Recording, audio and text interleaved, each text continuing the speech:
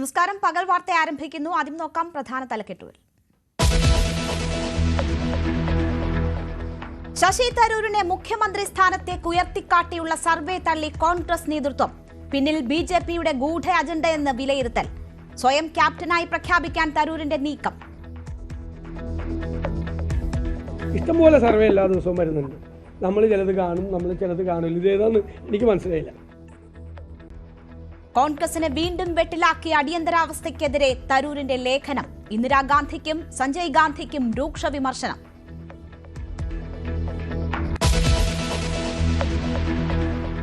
കേരള സർവകലാശാലയിൽ അസാധാരണ അധികാരപ്പോര്. വിസിയുടെ വിലക്ക് ലംഘിച്ച് രജിസ്ട്രാർ ചേംബറിൽ. രജിസ്ട്രാറെ തടയണമെന്ന വിസിയുടെ നിർദ്ദേശം നടപ്പാക്കാതെ സുരക്ഷാ ഉദ്യോഗസ്ഥർ.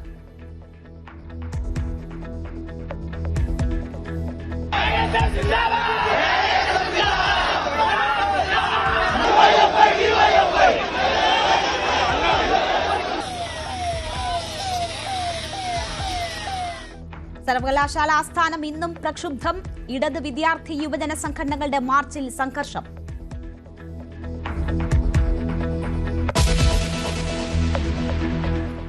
മലപ്പുറത്ത് വീണ്ടും സ്വതന്ത്ര പരീക്ഷണത്തിന് സിപിഎം. നീക്കം നിലമ്പൂർ തോൽവിയുടെ പശ്ചാത്തലത്തിൽ. തോറ്റാലും ജയിച്ചാലും പാർട്ടി സ്ഥാനാർത്ഥി മതിയെന്ന് പ്രവർത്തകർ.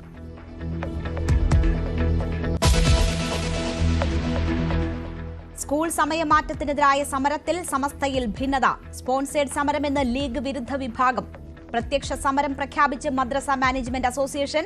സമസ്തയുടെ സമരത്തിനൊപ്പമില്ലെന്ന് മുസ്ലിം ലീഗ്.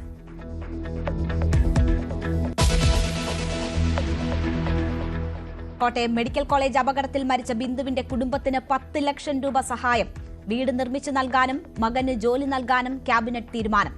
സർക്കാർ തീരുമാനത്തെ സ്വാഗതം ചെയ്ത് ബിന്ദുവിന്റെ കുടുംബം.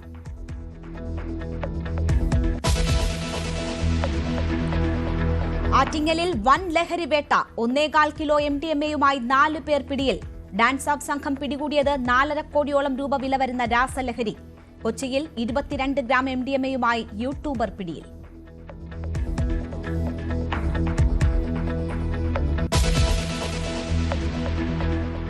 പെരിന്തൽമണ്ണയിൽ ഓട്ടിസം ബാധിച്ച 6 വയസ്സുകാരന് രണ്ടാനമ്മയുടെ ക്രൂരമർദ്ദനം. പട്ടിണി കിട്ടുവെന്നും പൊള്ളലേൽപ്പിച്ചുവെന്നും പരാതി. അധ്യാപികയായ രണ്ടാനമ്മ ഉമൈറയ്ക്കെതിരെ കേസ്. ചെന്നിത്തല നവോദയ സ്കൂളിൽ 10ാം ക്ലാസ് വിദ്യാർത്ഥി തൂങ്ങി മരിച്ച നിലയിൽ.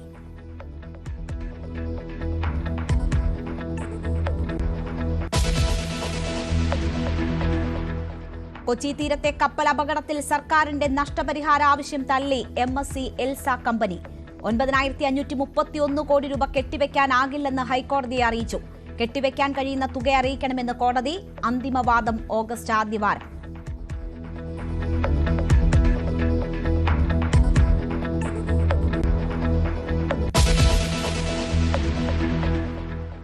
ഇന്ത്യ ഇംഗ്ലണ്ട് 3ാം ടെസ്റ്റ് ഇന്നു മുതൽ ലോർഡ്സിൽ. ജസ്പ്രീത് ബുംറ തിരിച്ചെത്തും. പരമ്പരയിൽ ലീഡ് നേടാൻ ഇന്ത്യ.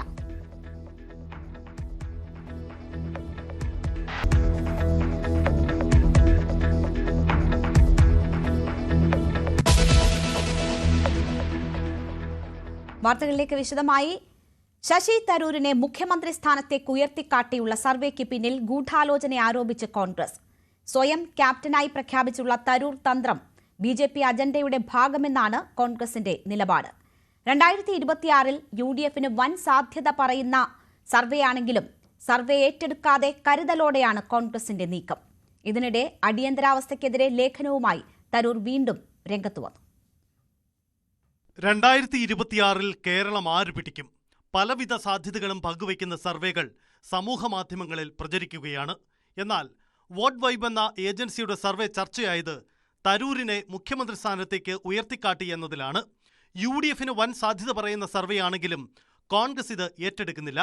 പകരം BJP അജണ്ടയാണെന്നാണ് കോൺഗ്രസിന്റെ നിലപാട്.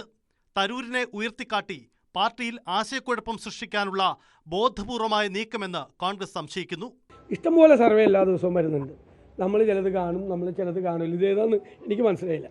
UDF-ലും കോൺഗ്രസിലും ജനങ്ങളുടെ ഇടയിലും പലതരത്തിലുള്ള ആശങ്കകൾ ഉണ്ടാക്കാൻ വേണ്ടി BJP ഉണ്ടാക്കുന്ന ചില നടപടികളാണിതെല്ലാം.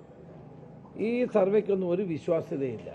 കോൺഗ്രസിൽ തരൂരിന്റെ ഭാവി പോലും പരുങ്ങല്ലായിരിക്കുമ്പോഴാണ് തരൂരിന് മുഖ്യമന്ത്രി സാധ്യത നൽകുന്ന സർവേ ഫലമെന്നതാണ് ശ്രദ്ധേയം. തന്റെ എക്സ് അക്കൗണ്ടിൽ തരൂർ ഇത് ഷെയർ ചെയ്യുക കൂടി ചെയ്തതോടെ സർവേക്ക് പിന്നിലെ ഗൂഢാലോചന കോൺഗ്രസ് ഉറപ്പിച്ചു. സ്വയം ക്യാപ്റ്റനായി പ്രഖ്യാപിച്ചുള്ള തരൂർ തന്ത്രത്തെ കരുതലോടെ നേരിടുകയാണ് കോൺഗ്രസ് നേതാക്കൾ. UDFന് ഭൂരിപക്ഷം കിട്ടിയാൽ UDF ആണല്ലോ മുഖ്യമന്ത്രിയാവുക. അപ്പോൾ പിന്നെ ഇങ്ങനത്തെ ഒരു പ്രശ്നം വേറെ ആർക്ക് സർവേയുടെ മുൻപന്തിയിലാണെങ്കിലും UDF അധികാരത്തിൽ വന്നാൽ UDF മുഖ്യമന്ത്രിയാവും. അപ്പോൾ അദ്ദേഹം ഏത് പാർട്ടിയാണെന്ന് അദ്ദേഹം ആദ്യം തീരുമാനിക്കട്ടെ, അതിനുശേഷം ഇതിനെക്കുറിച്ച് ചിന്തിച്ചാൽ മതിയല്ലോ. ഇപ്പോൾ ഏതായാലും ഇലക്ഷൻ ജയിക്കുക എന്നുള്ളൊരു ലക്ഷ്യത്തിലാണ് ഞങ്ങൾ മുന്നോട്ട് നീങ്ങുന്നത്. ഇതുപോലത്തെ അനാവശ്യമായിട്ടുള്ള വിവാദത്തിലേക്ക് ഞങ്ങൾക്ക് താല്പര്യമില്ല. അടുത്തിടെ ശശി തരൂർ നടത്തിയ വിവാദ നീക്കങ്ങൾ കോൺഗ്രസ് നേതൃത്വവുമായുള്ള അകൽച്ച വർദ്ധിപ്പിച്ചു. ഇനി കോൺഗ്രസിൽ തരൂരിനൊരു ഭാവിയില്ലെന്ന് വിശ്വസിക്കുന്നവരാണ് പല പ്രമുഖ നേതാക്കളും. താൻ കോൺഗ്രസുകാരൻ തന്നെയാണെന്ന് ആവർത്തിക്കുകയും ഫലത്തിൽ പാർട്ടിയെ പ്രതിസന്ധിയിലാക്കുന്ന നിലപാടുകളുമായിട്ടാണ് തരൂർ മുന്നോട്ട് പോകുന്നത്. പാർട്ടിക്ക് പുറത്തുപോയി എടുക്കുന്ന നിലപാടിനേക്കാൾ തന്നെ ചർച്ചയാക്കുന്നത് ഈ തന്ത്രം തന്നെയാണെന്ന് വിലയിരുത്തലാണ് ശശി തരൂരിന്റെ നീക്കവും. ചുരുക്കത്തിൽ തരൂർ സൃഷ്ടിക്കുന്ന ആശയക്കുഴപ്പങ്ങൾക്ക് പിന്നിലെല്ലാം ഒരു ദേശീയ അജണ്ടയുണ്ടെന്ന് വിശ്വസിക്കുന്നവരാണ് കേരളത്തിലെ കോൺഗ്രസ് നേതാക്കൾ. ഇതിനിടയിലാണ് അടിയന്തരാവസ്ഥയ്ക്കെതിരെ കേരളത്തിലും ദേശീയതലത്തിലുമുള്ള ചില പത്രങ്ങളിൽ തരൂർ ലേഖനമെഴുതിയത്. ഇന്ദിരാഗാന്ധിയെയും സഞ്ജയ് ഗാന്ധിയെയും കണക്കറ്റ് വിമർശിക്കുന്ന ലേഖനം അവസാനിക്കുന്നത് കേന്ദ്ര സർക്കാർ സ്തുതിയോടെയാണ്. ഇന്ദിരയുടെ കാലത്തേക്കാൾ ജനാധിപത്യ ഇന്ത്യയാണ് ഇപ്പോഴെന്ന തരൂർ ലേഖനത്തിലെ പരാമർശം ഫലത്തിൽ BJPക്കുള്ള വാഴ്ത്തുപാട്ടാണ്. News desk, news 18. രാഷ്ട്രീയ വിവാദങ്ങൾക്കിടെ UDF ഏകോപന സമിതി യോഗം കൊച്ചിയിൽ തുടരുകയാണ്. കളമശ്ശേരി ചാക്കോളാസ് കൺവെൻഷൻ സെന്ററിലാണ് യോഗം നടക്കുന്നത്. തദ്ദേശ തെരഞ്ഞെടുപ്പിന്റെ മുന്നൊരുക്കങ്ങൾ മുഖ്യ ചർച്ചാ വിഷയമാകും. ആരോഗ്യവകുപ്പ് മന്ത്രിയുടെ രാജി ആവശ്യപ്പെട്ടുകൊണ്ടുള്ള തുടർ പ്രതിഷേധ പരിപാടികളും യോഗത്തിന്റെ അജണ്ടയിലുണ്ട്. മുന്നണി വിപുലീകരണവുമായി ബന്ധപ്പെട്ട ചർച്ചകളും UDF യോഗത്തിൽ ഇടം പിടിക്കുമെന്നാണ് സൂചന. മുന്നണി വിപുലീകരിച്ച് UDFന്റെ അടിത്തറ വിപുലീകരിക്കണമെന്ന് മുസ്ലിം ലീഗ് ജനറൽ സെക്രട്ടറി PMA സലാം. PV അൻവറിന്റെയും ജോസ് കെ മാണിയുടെയും കാര്യത്തിൽ ഇതേ നിലപാടാണെന്നും PMA സലാം പറഞ്ഞു. മുന്നണി വിപുലീകരിക്കണം എന്ന് തന്നെയാണ് ലീഗിൻ്റെ ഉറച്ച അഭിപ്രായം. കാരണം ഈ ഭരണത്തിൻ്റെ ദുസ്സഹാവസ്ഥയിൽ നിന്നും കേരള ജനതയെ രക്ഷിക്കാൻ UDFന്റെ ആശയങ്ങളുമായി യോജിക്കുന്ന മുഴുവൻ ആളുകളെയും ഒറ്റ ചരടിൽ കോർത്തിണക്കി UDFന്റെ കൂടെ നിർത്തണം. അങ്ങനെ UDFന്റെ അടിത്തറ വിപുലീകരിക്കണമെന്ന കാര്യത്തിൽ ഒരു അഭിപ്രായ വ്യത്യാസമില്ല. മുസ്ലിം ലീഗ് അതിനുവേണ്ടി തന്നെ നിൽക്കും. സ്കൂളുകളുടെ സമയമാറ്റത്തിനെതിരായ സമരത്തിൽ സമസ്തയിൽ ഭിന്നത. ലീഗ് സ്പോൺസേഡ് സമരമെന്നാണ് ലീഗ് വിരുദ്ധ വിഭാഗത്തിന്റെ നിലപാട്. അതിനിടെ മദ്രസ തലം മുതൽ സെക്രട്ടേറിയറ്റിന് മുന്നിൽ വരെ സമരം നടത്തുമെന്ന് സമസ്ത മദ്രസ മാനേജ്മെന്റ് അസോസിയേഷൻ പ്രഖ്യാപിച്ചു. പൊതുവിദ്യാലയങ്ങളിലെ സമയമാറ്റത്തിനെതിരെ സമസ്ത നേരത്തെ രംഗത്തെത്തിയിരുന്നു. രാവിലെയും വൈകുന്നേരവുമായി 15 മിനിറ്റ് വീതം വർദ്ധിപ്പിച്ചത് മദ്രസ പഠനത്തെ സാരമായി ബാധിക്കുന്നതായാണ് പരാതി. സമസ്ത അധ്യക്ഷൻ ജിഫ്രി മുത്തുക്കോയ തങ്ങൾ നേരിട്ട് മുഖ്യമന്ത്രിക്ക് പരാതി നൽകിയിട്ടും അനുകൂലമായ നിലപാടുണ്ടാകാത്ത സാഹചര്യത്തിലാണ് സമരപ്രഖ്യാപനവുമായി സമസ്തയുടെ കീഴിലുള്ള മദ്രസ മാനേജ്മെന്റ് അസോസിയേഷൻ രംഗത്തെത്തിയത്. വിദ്യാർത്ഥികൾക്ക് പഠനത്തിനുള്ള സമയനഷ്ടം പരിഹരിക്കാൻ മറ്റു വഴികൾ തേടണമെന്ന് സമരപ്രഖ്യാപനം നടത്തിയ സമസ്ത മതവിദ്യാഭ്യാസ board general secretary MT Abdulla Musliyar പറഞ്ഞു. സമയമാറ്റം പിൻവലിക്കും വരെ പോരാട്ടം തുടരും. മദ്രസ തലം മുതൽ സെക്രട്ടേറിയറ്റ് മാർച്ച് വരെയുള്ള സമരപരിപാടികളും പ്രഖ്യാപിച്ചു. അതേസമയം സമരം മുസ്ലിം ലീഗ് സ്പോൺസേഡ് എന്ന വിമർശനമാണ് സമസ്തയിലെ മുസ്ലിം ലീഗ് വിരുദ്ധ വിഭാഗത്തിനുള്ളത്. ചർച്ചകളിലൂടെ പ്രശ്നം പരിഹരിക്കാനാകുമായിരുന്നുവെന്നും ലീഗ് വിരുദ്ധ ചേരി പറയുന്നു. എന്നാൽ ആരോപണങ്ങൾ ലീഗ് ജനറൽ സെക്രട്ടറി PMA സലാം തള്ളി. പക്ഷേ സമസ്ത പ്രഖ്യാപിച്ച സമരത്തിൽ ലീഗില്ല. മുസ്ലിം ലീഗ് അത് സംബന്ധിച്ച് ആലോചിച്ച് കുറച്ചുകൂടി വ്യക്തമായ തീരുമാനം ഉണ്ടാവും എന്നാണ് ഞങ്ങളുടെ വിശ്വാസം. കാരണം ബന്ധപ്പെട്ട ആളുകളുമായി, മതപഠനം നടത്തുന്ന സ്ഥാപനങ്ങളുമായി, സംഘടനകളുമായി, അതുമായി ബന്ധപ്പെട്ട ആളുകളുമായി ചർച്ച ചെയ്തിട്ടേ അത് സംബന്ധിച്ച് അവസാന നിലപാടിലേക്ക് ഗവൺമെൻറ് വരാൻ പാടുള്ളൂ എന്നുള്ള അഭിപ്രായമാണ് മുസ്ലിം ലീഗിനുള്ളത്. അതിന് ഭാവിയിൽ എന്ത് ചെയ്യണമെന്നുള്ളത് പാർട്ടി ആലോചിച്ച് തീരുമാനിക്കും. സമസ്തയുടെ കീഴിലുള്ള സുന്നി മഹല്ല് ഫെഡറേഷന്റെ തെരഞ്ഞെടുപ്പുമായി ബന്ധപ്പെട്ടും ഇരുപക്ഷവും തമ്മിൽ രൂക്ഷമായ ഭിന്നതകൾ നിലനിൽക്കുകയാണ്. നിയമാവലി അട്ടിമറിച്ച് സമസ്ത അധ്യക്ഷൻ ജിഫ്രി തങ്ങളെ സുന്നി മഹല്ല് ഫെഡറേഷന്റെ റിട്ടേണിംഗ് ഓഫീസർ സ്ഥാനത്ത് നിന്ന് മാറ്റിയതായാണ് ആരോപണം. നിയമാവലി അട്ടിമറിച്ച് SMFന്റെ കമ്മിറ്റികളിൽ ക്രിമിനൽ പശ്ചാത്തലമുള്ളവരും രാഷ്ട്രീയക്കാരും കടന്നുകൂടിയെന്നും ലീഗ് വിരുദ്ധ വിഭാഗം ആരോപിക്കുന്നു. ജിഫ്രി തങ്ങൾക്ക് ശേഷം പുതിയ റിട്ടേണിംഗ് ഓഫീസറായി തെരഞ്ഞെടുത്തത് കേന്ദ്ര മുഷാവറ അംഗം MT അബ്ദുള്ള മുസ്ലിയാരെയായിരുന്നു. ന്യൂസ് 18 കോഴിക്കോട്. ആറ്റിങ്ങൽ കല്ലമ്പലത്ത് 1.25 കിലോ MDMAയുമായി 4 പേർ പിടിയിൽ. 4.5 കോടിയോളം രൂപ വരുന്ന രാസലഹരി ഡാൻസപ്പ് സംഘമാണ് പിടികൂടിയത്. സഞ്ജു, നന്ദു, ഉണ്ണികൃഷ്ണൻ, പ്രവീൺ എന്നിവരാണ് പിടിയിലായത്. വിദേശത്ത് നിന്ന് കടത്തിക്കൊണ്ടുവന്ന MDMA രാജ്യത്തെ പല മേഖലകളിൽ വിൽക്കാനായിരുന്നു ഇവരുടെ പദ്ധതി. വിദേശത്ത് നിന്ന് ബാഗേജിലാണ് MDMA കടത്തിക്കൊണ്ടുവന്നത്. ഇന്നലെ രാത്രി വിമാനത്താവളത്തിലെത്തിയ പ്രതികൾ ഇന്നോവ കാറിൽ മറ്റൊരു സ്ഥലത്തേക്ക് പോവുകയായിരുന്നു. പിന്നാലെ മറ്റൊരു പിക്കപ്പ് വാനിൽ ഇവർ MDMA ഈത്തപ്പഴപ്പെട്ടിക്കുള്ളിലാക്കി കടത്താൻ ശ്രമിക്കവെയാണ് പിടിയിലാകുന്നത്. കുറച്ചു ദിവസങ്ങളായി റൂറൽ ഡാൻസ് ഓഫ് സംഘത്തിന്റെ നിരീക്ഷണത്തിലായിരുന്നു പ്രതികൾ. രഹസ്യവിവരത്തെ തുടർന്നായിരുന്നു പോലീസിന്റെ നീക്കം. സംഭവത്തിൽ വർക്കല സ്വദേശി സഞ്ജു, വലിയവിള സ്വദേശി നന്ദു, ഉണ്ണിക്കണ്ണൻ, പ്രവീൺ എന്നിവരാണ് പിടിയിലായത്. മയക്കുമരുന്ന് മാഫിയയുടെ ഇടയിൽ ഡോൺ എന്നാണ് സഞ്ജുവിനെ അറിയപ്പെടുന്നത്. ഇയാളുടെ നേതൃത്വത്തിൽ രാസലഹരി വ്യാപനം നടത്തുന്ന സംഘത്തെക്കുറിച്ച് പോലീസിന് കൃത്യമായ വിവരം ലഭിച്ചിരുന്നു. സഞ്ജു ഈ മാസം ആദ്യവും നന്ദു കഴിഞ്ഞ മാസവുമാണ് വിദേശത്തേക്ക് പോയത്. വിദേശബന്ധമുള്ള ലഹരി മാഫിയയുടെ കാരിയർമാരായി ഇവർ പ്രവർത്തിച്ചെന്നാണ് അന്വേഷണ സംഘത്തിന്റെ വിലയിരുത്തൽ. News desk, news 18.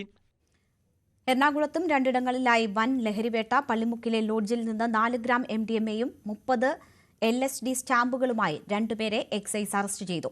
ലക്ഷദ്വീപ് സ്വദേശിനി ഫരീദ, മൂവാറ്റുപുഴ സ്വദേശി ശിവദാസ് എന്നിവരാണ് അറസ്റ്റിലായത്.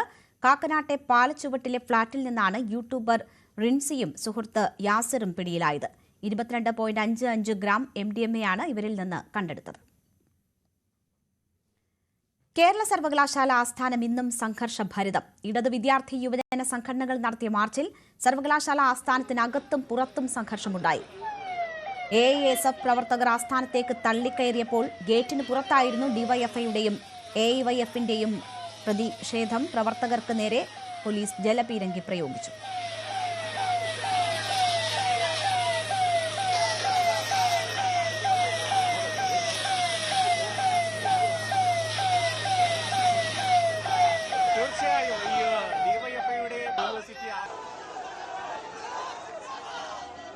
SFI അല്പസമയത്തിനകം രാജ്ഭവനിലേക്ക് മാർച്ച് നടത്തും. അസാധാരണ നീക്കങ്ങൾക്കും സർവകലാശാല സാക്ഷ്യം വഹിച്ചു. ഇന്ന് VCയുടെ വിലക്ക് ലംഘിച്ച് രജിസ്ട്രാർ KS അനിൽകുമാർ കേരള സർവകലാശാല ആസ്ഥാനത്തെത്തി. അനിൽകുമാറിനെ തടയണമെന്ന് VC മോഹനൻ കുന്നുമ്മൽ സുരക്ഷാ ഉദ്യോഗസ്ഥർക്ക് നിർദ്ദേശം നൽകിയിരുന്നുവെങ്കിലും നടപ്പായില്ല. നിയമം നിയമത്തിന്റെ വഴിക്ക് പോകുമെന്നായിരുന്നു രജിസ്ട്രാറുടെ പ്രതികരണം.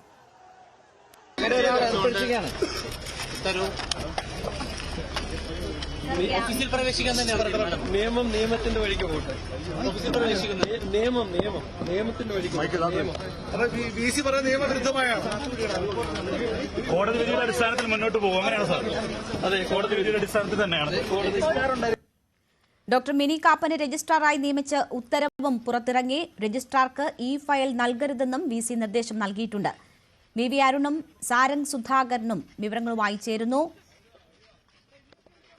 VV അരുണാണ് ആദ്യം ചേരുന്നത്. അരുൺ, അല്പസമയത്തിനകം SFIയുടെ മാർച്ച് രാജ്ഭവനിലേക്ക് നടക്കുന്നു. നേരത്തെ സർവകലാശാലയുടെ അകത്തും പുറത്തും വലിയ രീതിയിലുള്ള സംഘർഷ സാഹചര്യങ്ങൾ ഉടലെടുത്തിരുന്നു.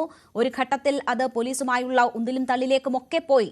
രാജ്ഭവന്റെ പരിസരം ഇപ്പോൾ വലിയ സുരക്ഷയിലാണോ? എപ്പോഴേക്ക് SFI പ്രവർത്തകർ എത്തും? സംഘർഷത്തിനുള്ള സാധ്യതകളാണോ കാണുന്നത്?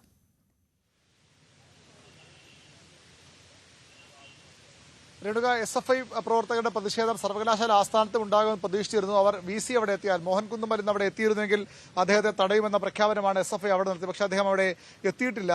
സർവകലാശാല ആസ്ഥാനത്തെ സംഘർഷങ്ങൾക്ക് പിന്നാലെ അടുത്ത സമര കേന്ദ്രമായി മാറുന്നത് രാജ്ഭവനാണ്. രാജ്ഭവൻ നമുക്കറിയാം ഈ വിഷയത്തിൽ പലതവണ പല സമരങ്ങൾ SFIയുടെയും DYFIയുടെയും ഒക്കെ വലിയ പ്രതിഷേധങ്ങൾക്ക് സാക്ഷിയായിരുന്നു.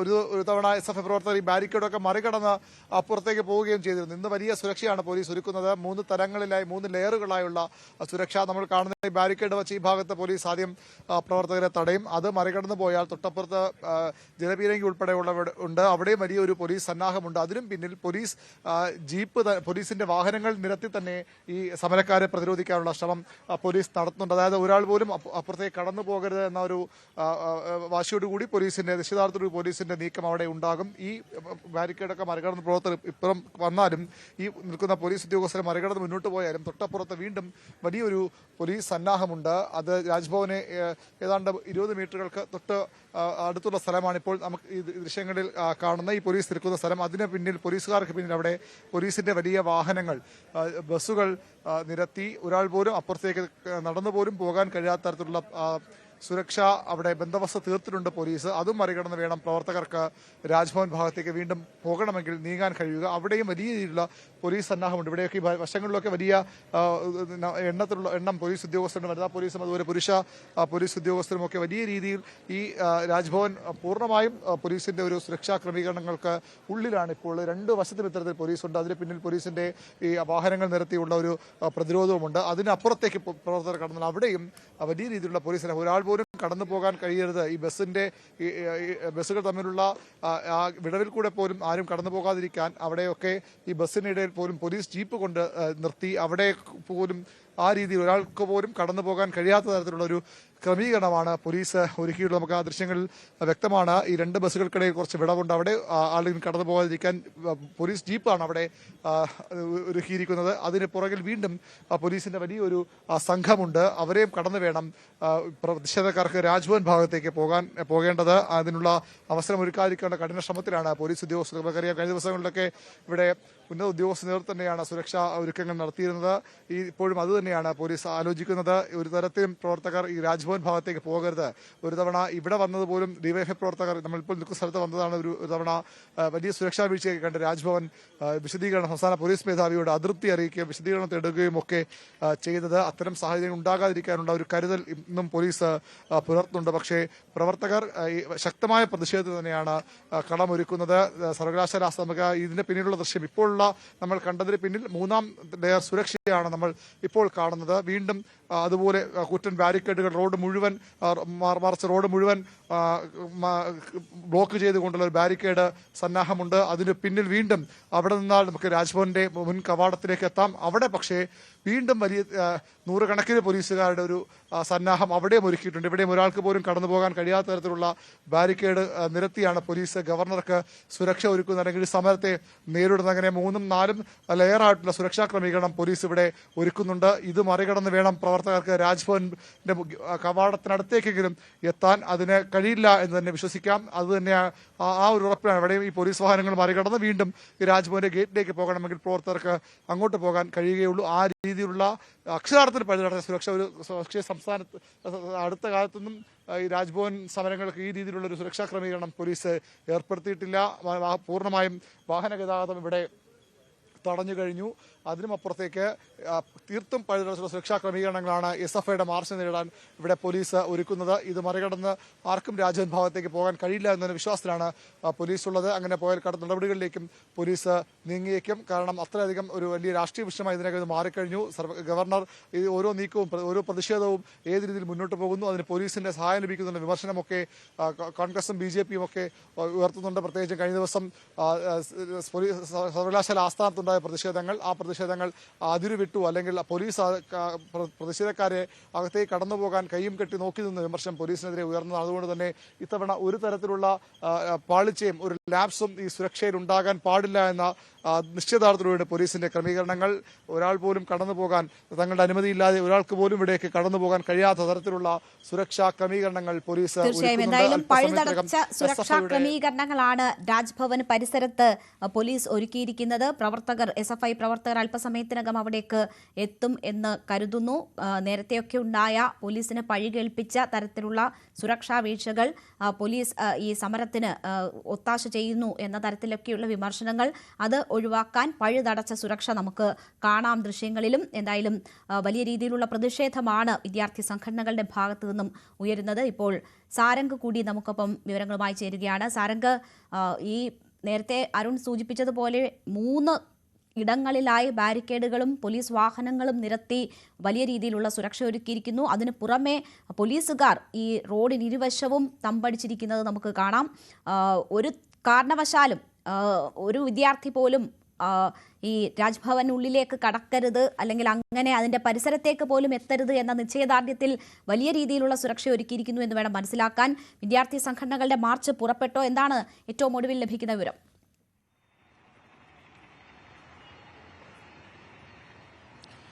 നമ്മളിപ്പോൾ ഉള്ളത് യൂണിവേഴ്സിറ്റി ആസ്ഥാനത്താണ്. അവിടെ ഇത്തരത്തിലൊരു ഡിവൈഎഫ്ഐയും അതിന് പിന്നാലെ തന്നെ AIFന്റെയും ഒക്കെ പ്രക്ഷോഭങ്ങൾക്ക് സാക്ഷ്യം വഹിച്ചതിന് ശേഷം അവരെ പ്രവർത്തകരെ അടക്കം ഇവിടെ നിന്ന് മാറ്റിയ ഒരു സാഹചര്യമാണുള്ളത്. തലസ്ഥാനത്ത് ഇത്തരത്തിൽ ഉള്ള ഉന്നത വിദ്യാഭ്യാസത്തിന്റെ ഏറ്റവും മുഖമുദ്രയായിട്ടുള്ള കേരള സർവകലാശാലയുടെ മുൻവശം മൊത്തം സമരമുഖരിതമായിരുന്നു എന്ന് രാവിലെ തന്നെ ഡിവൈഎഫ്ഐയുടെ മാർച്ച് ഉണ്ടായിരുന്നു. അതിനൊപ്പം തന്നെ AIFന്റെ മാർച്ച് ഉണ്ടായിരുന്നു. പലതവണ ജലപീരങ്കി പ്രയോഗിച്ചു. അതിനുശേഷവും ഇത്തരത്തിൽ പ്രവർത്തകർ അകത്തേക്ക് കയറാൻ ശ്രമിച്ചപ്പോഴാണ് പോലീസ് ഇവരെ ഇവിടെ നിന്ന് അറസ്റ്റ് ചെയ്ത് നീക്കിയത്. നിലവിൽ ഇനി SFIയുടെ മാർച്ചാണ് രാജ്ഭവനെ കാത്തിരിക്കുന്നത്. അതായത് രാജ്ഭവനിലേക്ക് ഇത്തരത്തിൽ കഴിഞ്ഞതിന് മുന്നത്തെ ദിവസം നടത്തിയതുപോലെ തന്നെ ശക്തമായ ഒരു പോരാട്ടം രാജ്ഭവന്റെ മുന്നിലും കാഴ്ചവെക്കാനാണ് SFI പ്രവർത്തകർ ഒരുങ്ങുന്നത് എന്നാണ് നമുക്ക് മനസ്സിലാക്കുന്നത്. അതുകൊണ്ട് തന്നെ പോലീസുകാർ വളരെയധികം ശ്രദ്ധയോടുകൂടി കാര്യങ്ങൾ കൈകാര്യം ചെയ്യുന്നു. കാരണം ഇതിനു മുൻപ് നടന്ന ഒരു പ്രക്ഷോഭത്തിൽ തന്നെ വളരെയധികം ഒരു തെറ്റായ നടപടി പോലീസിന്റെ ഭാഗത്തുനിന്നുണ്ടായി. കൃത്യമായ ഒരു പ്രതിരോധം സൃഷ്ടിക്കാൻ പോലീസിന് സാധിച്ചില്ല എന്നൊരു പരാതി ഉയർന്നിരുന്നു. രാജ്ഭവൻ അതൃപ്തി അറിയിച്ചിരുന്നു. അത്തരത്തിലൊരു സാഹചര്യം ഒഴിവാക്കാൻ വേണ്ടിയുള്ള എല്ലാ തയ്യാറെടുപ്പുകളും പോലീസ് ഇത്തരത്തിൽ തന്നെ ഒരുക്കിയിട്ടുണ്ട്. സാരംഗ് രാജ്ഭവന് മുന്നിലാണ് എന്ന് കരുതിയാണ് ഞാൻ അതുമായി ബന്ധപ്പെട്ട ചോദ്യം സാരംഗിനോട് ചോദിച്ചത്. ഇപ്പോൾ യൂണിവേഴ്സിറ്റി ആസ്ഥാനത്തിന് സമീപമാണ് ഉള്ളത് എന്ന് ഞാൻ മനസ്സിലാക്കി. സാരംഗ്, അവിടെ നാടകീയ രംഗങ്ങൾക്ക് കൂടി രാവിലെ മുതൽ സാക്ഷ്യം വഹിച്ചിരുന്നുവല്ലോ. വിലക്ക് ലംഘിച്ച് രജിസ്ട്രാർ അവിടെ എത്തുന്നു, നിയമത്തിന്റെ വഴിക്ക് പോകുമെന്ന് പറയുന്നു. ഒപ്പം തന്നെ മറ്റ് ഉത്തരവുകൾ ഇറങ്ങുന്നു. ഇപ്പോഴും രജിസ്ട്രാർ അവിടെ തുടരുകയാണോ? മറ്റ് സാഹചര്യങ്ങൾ എങ്ങനെയാണ്?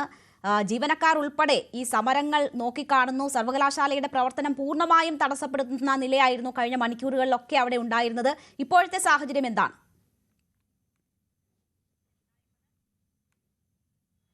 നിലവിൽ യൂണിവേഴ്സിറ്റിയുടെ പരിസരം മൊത്തം സമാധാനപരമായ രീതിയിലാണ്. കാരണം രാവിലെ മുതൽ ഡിവൈഎഫ്ഐയുടെയും AIFന്റെയും മറ്റ് സമര നേതാക്കളും സമരാനുകൂലികൾ ഇവിടെ അക്ഷരാർത്ഥത്തിൽ സമരം വളരെയധികം സംഘർഷകരമായ രീതിയിലേക്ക് കടക്കുന്നതിന് മുൻപ് തന്നെ പോലീസ് അവരെ നിയന്ത്രിച്ചിരുന്നു. കഴിഞ്ഞതിന് മുൻപത്തെ ദിവസം SFI നടത്തിയതുപോലെയുള്ള ഒരു വലിയ സമരത്തിലേക്ക് കാര്യങ്ങൾ പോയില്ല. കാരണം നമുക്കറിയാം SFI യൂണിവേഴ്സിറ്റി ആസ്ഥാനം മൊത്തം വളഞ്ഞ് VCയുടെ ഓഫീസിന് മുൻവശം വരെ എത്തി. അതിനുശേഷമാണ് പോലീസ് അവിടെ നിന്നും ഇത്തരത്തിൽ പ്രവർത്തകരെ നീക്കം ചെയ്തത്. അത്തരത്തിൽ പോലീസിന് അത്തരത്തിലൊരു വിമർശനം ഉയർന്നിരുന്നു. കാരണം കൃത്യമായ ഒരു ഇടപെടൽ ഇത്തരത്തിലൊരു സമരത്തിൽ നടത്തിയില്ല എന്നൊരു വിമർശനം ഉയർന്നിരുന്നു. അതുകൊണ്ട് തന്നെ പോലീസ് കൃത്യമായ ഇടപെടൽ ഉണ്ടായിരുന്നു. തുടക്കത്തിൽ തന്നെ ബാരിക്കേഡുകൾ മറികടക്കാനുള്ള ശ്രമത്തിനിടെ പോലീസ് ജലപീരങ്കി പ്രയോഗിച്ചു. അതിനുശേഷം പ്രവർത്തകരെ അവിടെ നിന്നും അറസ്റ്റ് ചെയ്ത് നീക്കുമെന്ന ഘട്ടമെത്തിയപ്പോൾ ഇവിടെ നിന്നും ഡിവൈഎഫ്ഐ പ്രവർത്തകർ പിരിഞ്ഞു പോവുകയായിരുന്നു. മാത്രമല്ല അവർ പ്രഖ്യാപിച്ചത് കേരളത്തിൽ ഉടനീളം ഇത്തരത്തിലുള്ള യൂണിവേഴ്സിറ്റി കാവ്യവൽക്കരണത്തിനെതിരെ ഇവർ യുവജന സംഘടനകളും ഒപ്പം തന്നെ വിദ്യാർത്ഥി സംഘടനകളും ഇത്തരത്തിൽ പ്രക്ഷോഭവുമായി മുന്നോട്ട് പോകുമെന്നാണ് അറിയിച്ചത്. അതിനുശേഷമാണ് AIFI പ്രകടനവുമായി എത്തിയത്. അവരും ഇത്തരത്തിൽ ബാരിക്കേഡുകൾ മറികടക്കാനുള്ള ശ്രമം നടത്തിയിരുന്നു. അതിനുശേഷം ജലപീരങ്കി പ്രയോഗിക്കുകയും പിന്നീടും ബാരിക്കേഡ് മറികടക്കാനുള്ള ശ്രമത്തിനിടെയാണ് പോലീസ് അവരെ അറസ്റ്റ് ചെയ്ത് നീക്കിയത്. രജിസ്ട്രാറെ അകത്തേക്ക് കയറ്റരുത്, അതായത് യൂണിവേഴ്സിറ്റി ആസ്ഥാനത്തിന് അകത്തേക്ക് കയറ്റരുത് എന്ന ഒരു നിർദ്ദേശം VC ഉന്നയിച്ചിരുന്നെങ്കിലും പക്ഷേ അത് മറികടന്നുകൊണ്ട് രജിസ്ട്രാർ അകത്ത് തുടരുന്നു എന്നാണ് നമുക്ക് അറിയുന്ന വിവരം. അത്തരത്തിൽ SFIയും മറ്റ് ഇടത് വിദ്യാർത്ഥി സംഘടനകൾ അദ്ദേഹത്തിന് അകത്തേക്ക് കയറാനുള്ള സാഹചര്യം ഒരുക്കി കൊടുക്കുകയും ചെയ്തിരുന്നു. നിലവിൽ യൂണിവേഴ്സിറ്റി പരിസരം ശാന്തമാണ്. ശരി, എന്തായാലും നിലവിൽ ഇപ്പോൾ യൂണിവേഴ്സിറ്റി പരിസരം ശാന്തമാണ്. പക്ഷേ എല്ലാ കണ്ണുകളും രാജ്ഭവന് മുന്നിലേക്കാണ്. അല്പസമയത്തിനകം SFIയുടെ മാർച്ച് അവിടെ എത്തും. അവിടെ വലിയ രീതിയിലുള്ള സുരക്ഷാ സന്നാഹങ്ങൾ പോലീസ് ഒരുക്കിയിട്ടുണ്ട്. പക്ഷേ സംഘർഷ സാധ്യതകൾ ഉൾപ്പെടെ അവിടെ നിലനിൽക്കുകയാണ്. കഴിഞ്ഞ ദിവസങ്ങളിലൊക്കെ നമ്മൾ കണ്ട കാഴ്ചകൾ അങ്ങനെയാണ്. എന്തായാലും BV അരുണും സാരംഗും തുടരുന്നുണ്ട്. മാർച്ച് എത്തുമ്പോഴേക്ക് നമുക്ക് ആ വാർത്തയിലേക്ക് തിരിച്ചെത്താം. മലപ്പുറം പെരിന്തൽമണ്ണയിൽ ഓട്ടിസം ബാധിച്ച 6 വയസ്സുകാരന് രണ്ടാനമ്മയുടെ ക്രൂരമർദ്ദനം. കുട്ടിയെ ഭക്ഷണം നൽകാതെ പട്ടിണി കിട്ടുവെന്നും ശരീരത്തിൽ പൊള്ളലേൽപ്പിച്ചുവെന്നുമാണ് പരാതി. അധ്യാപിക കൂടിയായ നിലമ്പൂർ വടപുറം സ്വദേശിനി ഉമേറയ്ക്കെതിരെ ചൈൽഡ് ലൈൻ നൽകിയ റിപ്പോർട്ടിന്റെ അടിസ്ഥാനത്തിൽ കേസെടുത്തു. ജൂൺ 4-ന് സ്കൂൾ സന്ദർശിക്കാനെത്തിയപ്പോഴാണ് കുട്ടിയുടെ അമ്മയുടെ അച്ഛൻ KT അബ്ദുസമദ് ശരീരത്തിലെ മുറിവുകൾ ശ്രദ്ധിച്ചത്. തുടർന്ന് അബ്ദുസമദ് ചൈൽഡ് ലൈനിനെ വിവരമറിയിച്ചു. ചൈൽഡ് ലൈൻ നൽകിയ റിപ്പോർട്ടിന്റെ അടിസ്ഥാനത്തിൽ പോലീസ് കേസെടുത്തതോടെ കുട്ടിയുടെ രണ്ടാനമ്മ ഉമൈറ ഒളിവിൽ പോയി. കുട്ടിയുടെ ശരീരത്തിൽ മുറിവുകൾ ഉണങ്ങിയ പാടുകളുണ്ട്. സംസാരശേഷിയില്ലാത്ത കുട്ടിക്ക് ക്രൂരമായ പീഡനങ്ങൾ രണ്ടാനമ്മയിൽ നിന്നും അനുഭവിക്കേണ്ടി വന്നതായി KT അബ്ദുൽ സമദ് പറഞ്ഞു. കുട്ടിയുടെ സ്കൂളിൽ ചെല്ലുമ്പോൾ കുട്ടിയുടെ ദേഹത്ത് പൊള്ളിയ പാടും മുറിവുകളും കണ്ടത് പ്രകാരം ഞങ്ങൾ ചൈൽഡിന് കംപ്ലൈൻറ്റ് കൊടുത്തു. ആ കംപ്ലൈൻറ്റ് അവർ പെരിന്തൽമണ്ണ പോലീസ് സ്റ്റേഷനിലേക്ക് ഫോർവേഡ് ചെയ്തു. അത് പ്രകാരം അവർ നമ്മളെ വിളിച്ച് മൊഴിയെടുത്ത് FIR രജിസ്റ്റർ ചെയ്തിട്ടുണ്ട്. FIR രജിസ്റ്റർ ചെയ്ത് കുട്ടിയുടെ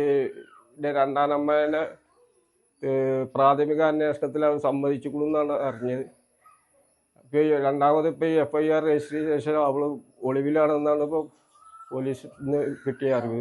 അമ്മയുടെ മരണശേഷം അബ്ദുൾ സമദിന്റെ സംരക്ഷണയിലായിരുന്നു ഓട്ടിസം ബാധിതനായ കുട്ടി. പിന്നീട് കുട്ടിയുടെ പിതാവ് കോടതിയെ സമീപിച്ച് കുട്ടിയുടെ സംരക്ഷണം ഏറ്റെടുക്കുകയായിരുന്നു. പുതിയ സാഹചര്യത്തിൽ മലപ്പുറം കുടുംബ കോടതി താൽക്കാലിക ഉത്തരവിലൂടെ കുട്ടിയുടെ സംരക്ഷണം അബ്ദുൾ സമദിനും ഭാര്യയ്ക്കും കൈമാറിയിട്ടുണ്ട്. ഒളിവിൽ പോയ പ്രതിക്കെതിരെ അന്വേഷണം ഊർജിതമാണെന്ന് പെരിന്തൽമണ്ണ പോലീസ് പറഞ്ഞു. ന്യൂസ് 18 മലപ്പുറം. ആലപ്പുഴ ചെന്നിത്തല നവോദയ സ്കൂളിൽ ദേശീയ കായിക താരമായ വിദ്യാർത്ഥിനിയെ തൂങ്ങി മരിച്ച നിലയിൽ കണ്ടെത്തി. 10ാം ക്ലാസ് വിദ്യാർത്ഥിനി നേഹയെയാണ് ഹോസ്റ്റൽ ശുചിമുറിക്ക് സമീപം മരിച്ച നിലയിൽ കണ്ടെത്തിയത്. റാഗിംഗ് സംബന്ധിച്ച പരാതികൾ നിലവിൽ ലഭിച്ചിട്ടില്ലെന്നും വിശദമായ റിപ്പോർട്ട് ആവശ്യപ്പെട്ടിട്ടുണ്ടെന്നും സ്കൂൾ സന്ദർശിച്ച ശേഷം മന്ത്രി സജി ചെറിയാൻ പറഞ്ഞു. പുലർച്ചെ 4:30യോടെയാണ് നേഹയുടെ മൃതദേഹം പെൺകുട്ടികളുടെ ഹോസ്റ്റലായ ആരവല്ലിയുടെ ശുചിമുറിക്ക് സമീപം കണ്ടെത്തിയത്. സ്റ്റെയർകേസിന്റെ ഹാൻഡ് റെയിലിൽ തൂങ്ങി മരിച്ച നിലയിലായിരുന്നു കുട്ടി. ഇന്നലെ വൈകുന്നേരം നടന്ന പരിപാടികൾ ഉൾപ്പെടെ വളരെ സജീവമായി നേഹ ഉണ്ടായിരുന്നുവെന്ന് ക്ലാസ് ടീച്ചർ അമ്പിളി പറഞ്ഞു. മരണത്തിലേക്ക് നയിച്ച കാരണമെന്തെന്ന് കണ്ടെത്താനായിട്ടില്ല. ഞങ്ങൾക്ക് ഇന്നലെ ഒരു കോമ്പറ്റീഷൻ ഉണ്ടായിരുന്നു. അപ്പോൾ ഫ്രണ്ട്സൊക്കെ പങ്കെടുത്തതിൽ അവരെ ഹെൽപ്പ് ചെയ്യുകയും അവരുടെ മേക്കപ്പ് ഒക്കെ തുടച്ചു കളയുകയും ഒക്കെ ചെയ്തു രാത്രി വരെ. അപ്പം അതുവരെയും ഒന്നും യാതൊരു തരത്തിലുള്ള ഒരു അസ്വാഭാവികതയും നമ്മൾ കണ്ടിട്ടില്ല. ഇപ്പോൾ കുട്ടികളുടെ ഫ്രണ്ട്സുമായിട്ട് നമ്മൾ സംസാരിച്ചു. അവരും പറയുന്ന ഒന്നും അങ്ങനെ ഷെയർ ചെയ്തിട്ടില്ല എന്നുള്ളതാണ്. ആറാട്ടുപുഴയിൽ നിന്നുള്ള മത്സ്യത്തൊഴിലാളി കുടുംബാംഗമായ നേഹ ദേശീയ ബാസ്കറ്റ്ബോൾ താരമാണെന്ന് മന്ത്രി സജി ചെറിയാൻ പറഞ്ഞു. സംഭവത്തിൽ കളക്ടർ, ജില്ലാ പോലീസ് മേധാവി എന്നിവരോട് റിപ്പോർട്ട് ആവശ്യപ്പെട്ടിട്ടുണ്ട്. 10ാം ക്ലാസ് വിദ്യാർത്ഥിനി എന്താണ് ഇങ്ങനൊരു കൃത്യം ചെയ്തതെന്നുള്ളതിനെ കുറിച്ചാണ് നമ്മൾ പരിശോധിക്കുന്നത്. അപ്പോൾ പോലീസ് ഇപ്പോൾ എന്തായാലും അതിന്റെ നടപടിക്രമങ്ങൾ കൃത്യമായിട്ട് ഇപ്പോൾ ചെയ്തിട്ടുണ്ട്. ഇൻക്വസ്റ്റ് തയ്യാറാക്കി ബന്ധപ്പെട്ട എല്ലാ ഏജൻസികളും ഇവിടെ വന്നിപ്പോൾ ആദ്യഘട്ട പരിശോധന നടത്തിയിട്ടുണ്ട്. ഇപ്പോൾ ഞാൻ കളക്ടറെടുക്കെ സംസാരിച്ചു. എത്രയും വേഗം കളക്ടറും പോലീസ് സൂപ്രണ്ടും SP അടക്കം സ്ഥലത്തെത്തി കൃത്യമായ പരിശോധന വേണം. ആരെയെങ്കിലും ഇതിന്റെ പേരിൽ ക്രൂശിക്കാനോ മോശപ്പെടുത്താനോ നമ്മൾ ശ്രമിക്കാൻ പാടില്ല. അതേസമയം ഹോസ്റ്റലിൽ താമസിക്കുന്ന കുട്ടികൾക്ക് കൃത്യമായ കൌൺസിലിംഗ് ഉൾപ്പെടെ ലഭ്യമാക്കുന്നില്ലെന്ന് ആരോപിച്ച് ഡിവൈഎഫ്ഐ പ്രതിഷേധവുമായി രംഗത്തെത്തി.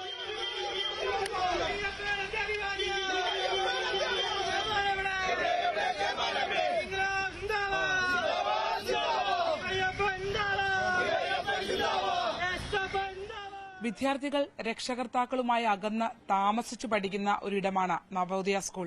അതുകൊണ്ട് തന്നെ ആവശ്യമുള്ള കൌൺസിലിംഗ് സംവിധാനമടക്കം അവർക്ക് ലഭ്യമാക്കേണ്ടതുണ്ട്. എന്നാൽ അക്കാര്യങ്ങളിൽ പരിമിതികളുണ്ട് എന്നുള്ള ആരോപണവും ഈ കേസുമായി ബന്ധപ്പെട്ട് ഉയരുന്നുണ്ട്. ചെന്നിത്തലയിൽ നിന്നും ക്യാമറമാൻ പ്രശാന്ത് മംഗലശ്ശേരിക്കൊപ്പം ശരണ്യ സ്നേഹജൻ, ന്യൂസ് 18. കാനഡയിൽ പരിശീലന പറക്കലിനിടെ വിമാനങ്ങൾ കൂട്ടിയിടിച്ചു മലയാളിയടക്കം 2 വിദ്യാർത്ഥി പൈലറ്റുമാർ മരിച്ചു. തൃപ്പൂണിത്തുറ സ്വദേശി ശ്രീഹരി സുഗാന്തും സഹപാഠി സാവന്ന മേറോയുമാണ് മരിച്ചത്. പരിശീലനത്തിന്റെ സിംഗിൾ എഞ്ചിൻ വിമാനങ്ങൾ തമ്മിൽ കൂട്ടിയിടിക്കുകയായിരുന്നു.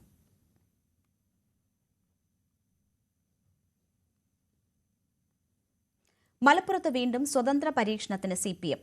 നിലമ്പൂരിൽ സംസ്ഥാന നേതാവും നാട്ടുകാരനുമായ M സ്വരാജ് തോറ്റതോടെയാണ് പാർട്ടി ചിഹ്നം ഒഴിവാക്കി സ്വതന്ത്രരെ മത്സരിപ്പിക്കുക എന്ന വാദം പാർട്ടി നേതൃത്വത്തിൽ ശക്തമായത്. എന്നാൽ അൻവറിന്റെ മറുകണ്ഠം ചാടൽ ചൂണ്ടിക്കാട്ടി തോറ്റാലും ജയിച്ചാലും അരിവാൾ ചുറ്റിക നക്ഷത്രത്തിൽ പാർട്ടി നേതാക്കൾ തന്നെ മത്സരിക്കണമെന്ന വാദമാണ് പാർട്ടി പ്രവർത്തകർ ഉന്നയിക്കുന്നത്.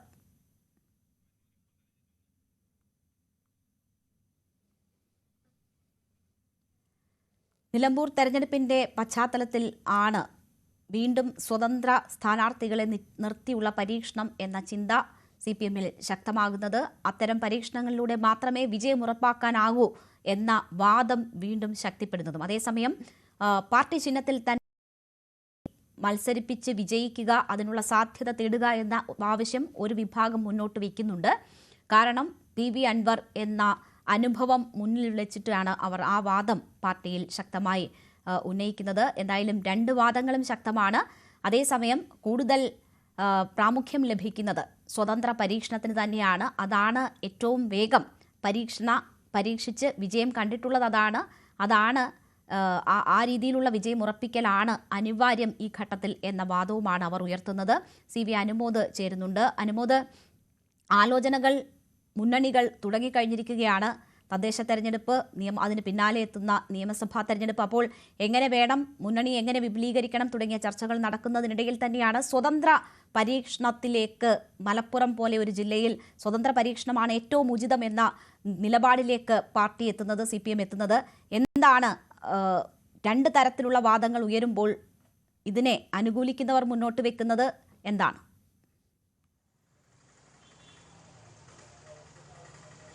രേണുക, ജയസാധ്യത കുറച്ചെങ്കിലും ഉള്ള മണ്ഡലങ്ങളിൽ സ്വതന്ത്രരെ മത്സരിപ്പിച്ച് UDF-ലെ കോൺഗ്രസ് ലീഗ് വിരുദ്ധ വോട്ടുകൾ സമാഹരിക്കാൻ ശ്രമിക്കുക തന്നെയാണ് മലപ്പുറത്ത് തുടരേണ്ട ഒരു ഫോർമുല എന്ന് തന്നെയാണ് പാർട്ടിയുടെ ഉള്ളിൽ നിന്നും ഉയരുന്ന ശക്തമായിട്ടുള്ള അഭിപ്രായം. പൊന്നാനി ഒഴികെ മറ്റെല്ലാ മണ്ഡലങ്ങളിലും സ്വതന്ത്ര സാധ്യത നിലനിൽക്കുന്നുണ്ടെന്ന് പാർട്ടി അഭിപ്രായപ്പെടുന്നു. പൊന്നാനിയിൽ സ്വാഭാവികമായിട്ടും പാർട്ടി ചിഹ്നത്തിൽ മത്സരിച്ചാൽ വിജയിക്കാൻ കഴിയുന്നൊരു സാഹചര്യമാണ് നിലവിലുള്ളത്.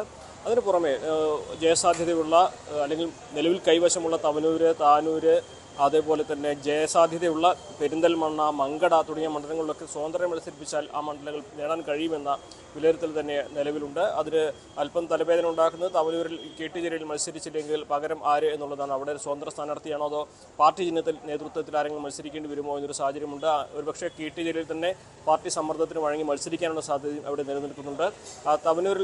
താനൂരിൽ നിന്ന് മന്ത്രി B. അബ്ദുറഹ്മാൻ തിരൂരിലേക്ക് മാറാനുള്ള സാധ്യത മുൻപേ ചർച്ച ചെയ്തിരുന്നതാണ്. അങ്ങനെയാണെങ്കിൽ അദ്ദേഹം പാർട്ടി ചിഹ്നത്തിൽ മത്സരിക്കാൻ തയ്യാറാകുമോ എന്നുള്ളതാണ് പ്രധാനപ്പെട്ട ചോദ്യം.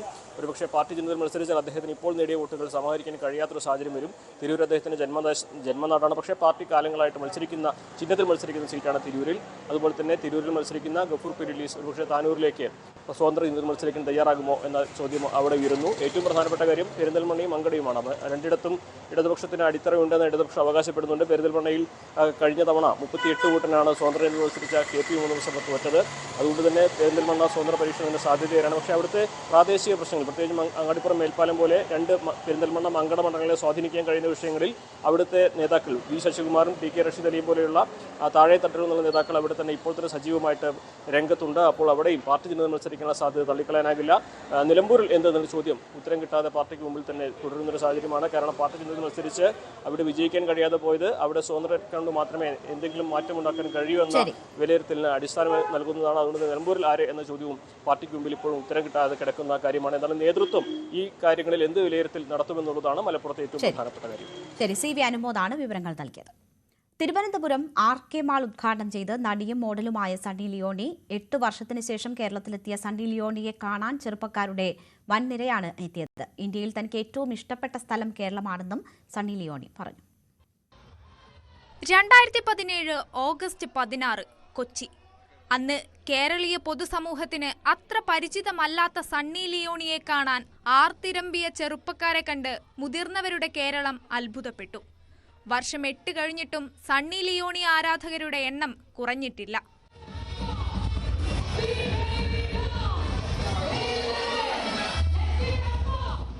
മണിക്കൂറുകൾക്ക് മുൻപ് തന്നെ എത്തിയ തലസ്ഥാനത്തെ ആരാധകർ ആവേശ ചുവടുകളോടെയാണ് സണ്ണി ലിയോണിയെ വരവേറ്റത്. RK മാളിന്റെ 9ാമത് ഷോറൂം തിരുവനന്തപുരം കിഴക്കേക്കോട്ടയിൽ ഉദ്ഘാടനം ചെയ്യാനായിരുന്നു താരത്തിന്റെ വരവ്.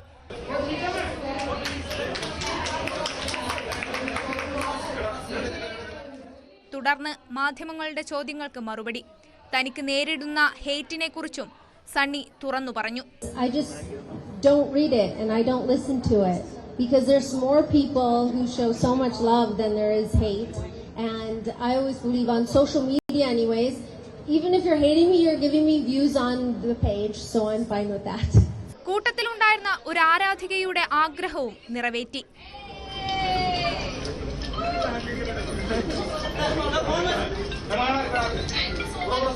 Entertainment desk, News 18. പകൽ വാർത്ത പൂർണ്ണമാകുന്നു. നമസ്കാരം.